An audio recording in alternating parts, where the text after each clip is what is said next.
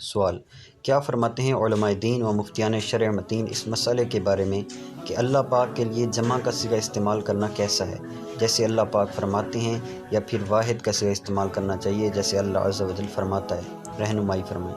جواب: بہتر یہ ہے کہ اللہ عز و جل کے لیے واحد کے الفاظ استعمال کیے جائیں کہ ذات وحدہ لا شریک لہ کے لیے واحد ہی زیادہ مناسب ہے، جیسے اللہ عز و جل فرماتا ہے، اور اگر کوئی تعظیماً جمع کے الفاظ استعمال کرتا ہے تو یہ بھی جائز ہے۔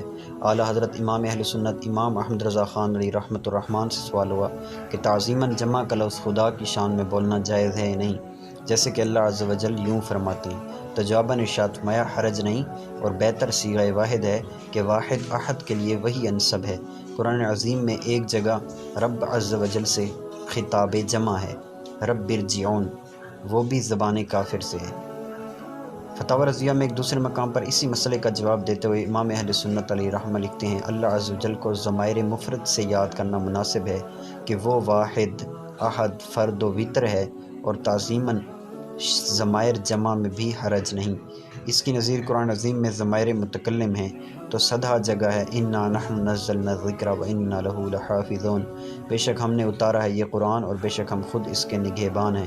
اور ضمائر خطاب میں صرف ایک جگہ ہے، وہ بھی کلام کافر سے کہ عرض کرے گا قال رب ارجعونی لعلی اعمل صالحا، اے میرے رب مجھے واپس پھیر دیجئے شاید اب میں کچھ بھلائی کماؤں۔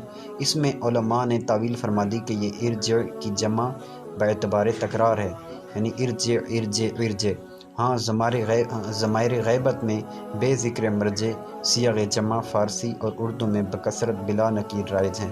بہرحال یوں ہی کہنا مناسب ہے کہ اللہ تعالیٰ فرماتا ہے، مگر اس میں یعنی اللہ عز و جل فرماتے ہیں جملہ میں کفر و شرک کا حکم کسی طرح نہیں ہو سکتا، نہ گناہ ہی کہا جائے گا بلکہ خلاف اولیٰ ہے۔ واللہ اعلم عز و جل و رسول اعلم صلی اللہ تعالیٰ علیہ وآلہ وسلم۔